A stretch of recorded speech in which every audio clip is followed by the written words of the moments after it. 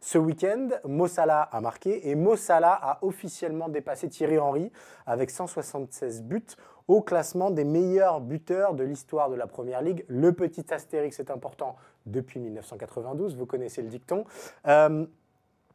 Évidemment, il n'en fallait pas plus pour déclencher des grands débats sur les réseaux sociaux à coups de statistiques. Est-ce que Mo Salah doit être considéré légal, voire au-dessus de Thierry Henry dans l'histoire de la Première Ligue? Alors, oui et non. Ah ouais, d'accord, une réponse de Je m'en Normand. tire déjà par une réponse de Normand. C'est normal, je suis naïf, tôt. Écoute, si jamais on parle seulement des statistiques, c'est vrai que quand tu penses que Mo Salah a désormais dépassé avec les 174 buts pour Liverpool et les 2 buts pour Chelsea, il ne faut pas les oublier ceux-là, C'est vrai. avant que José Mourinho décide qu'il n'était pas suffisamment bon pour qu'on le garde là-bas. Je ne me laisserai jamais de répéter ça. Il les a inscrits depuis en jouant à un poste d'ailier droit. La plupart d'entre eux. Il a parfois joué faux neuf ou neuf pour dépanner quand il le fallait avec Jürgen Klopp, mais c'était rarissime. Titi, lui, il est arrivé à Arsenal comme ailier quand il est arrivé de la Juve. Mais très rapidement, Wenger l'a fait se déplacer et donc l'a aligné comme un véritable avant-centre. Donc tu parles de deux joueurs qui étaient dans des positions un petit peu différentes et tu te rends compte que malgré le fait qu'il soit déporté sur le flanc, Mo Salah a en fait marqué autant plus de buts donc que Thierry Henry durant les 8 saisons. Plus de ça, ça tombe bien, c'est exactement le même nombre d'années.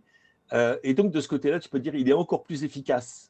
Il est aussi plus efficace dans le nombre de passes décisives qu'il délivre. Là aussi, c'est au niveau statistique, et Dieu sait si les statistiques, ça compte pour Titi. Hein. Ouais. Mais il n'y a pas que ça qui compte, bien évidemment. Il y a l'aura que tu dégages, il y a l'importance que tu as dans ton équipe. Et quand tu penses à l'impact qu'avait Thierry Henry, l'équipe de 2001-2002, les Invincibles de 2003-2004, le parcours jusqu'en finale de la Coupe de la Ligue des Champions en 2006, où ils sont arrivés à cause de matchs absolument phénoménaux de Thierry Henry, notamment ce match contre le Real Madrid au Bernabéu, Oui, j'étais là, sûr. ça reste un des plus grands souvenirs de ma vie. Tu peux dire que de ce côté-là, Thierry Henry, il y avait quelque chose en plus, c'est-à-dire qu'il était parfois seul contre tous. À Liverpool, tu n'es pas seul contre tous. C'est le cas de dire you'll never walk alone, hein, quand tu es dans une équipe de Liverpool comme celle de Jürgen Klopp ou d'Arne Slot. Donc je dirais qu'au ce qui est de l'influence du joueur sur ce qui se passait autour de lui, du poids qu'il a eu sur le destin de son équipe, je dirais Thierry Henry a quand même fait plus que Mo Salah. Mais cela dit, moi je vois encore le but qu'il marque ce week-end. Je suis émerveillé parce que normalement, quand tu es dans... c'est pas un but évident à marquer, hein, placer le ballon dans le toit du but comme ça, c'est pas évident du tout. Tu auras remarqué la décontraction avec laquelle il effectue ce geste. Alors que d'ordinaire, on te dit, tu vois, n'importe quel autre joueur, concentration, concentration, exécution, exécution. Lui, c'est comme il respire. Alors évidemment, c'est parce que le travail, il le fait depuis 25 ans, depuis qu'il est gamin et qu'il était en Égypte et qu'il bossait, qu'il faisait 2 heures de quart par jour pour aller à l'entraînement. C'est la récompense de ce travail extraordinaire. Mais il y a une autre type d'aura autour de Mo Salah. Je crois que c'est un joueur plus facile à aimer que Thierry Henry. Titi a toujours eu ce côté grognon, il y a toujours eu ce côté je refuse de sourire, je ne célèbre pas. Quand tu vois Mo Salah, c'est le plaisir de jouer. Oui, il a un sourire absolument magnifique. C'est la façon dont il partage ses buts avec ses coéquipiers également qui est magnifique.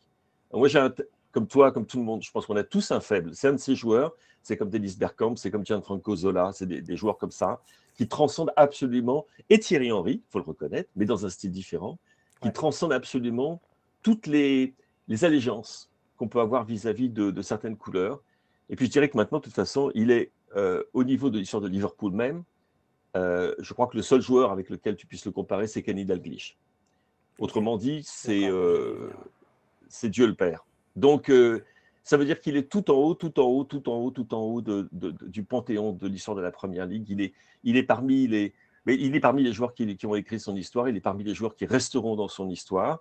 Et après, pour ce qui est je suis Titi, je suis Mo, écoutez, ça dépend des goûts et des couleurs. Hein. Ça dépend aussi peut-être un petit peu si vous êtes supporter de Liverpool et d'Arsenal. Et puis maintenant, attends, c'est pas fini, hein, parce qu'il est à 176.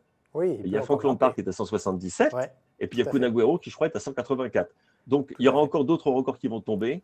Et puis, j'espère bien que ces records ils vont aussi tomber l'année prochaine, cher Cyril, mais ça, c'est une autre période. Mais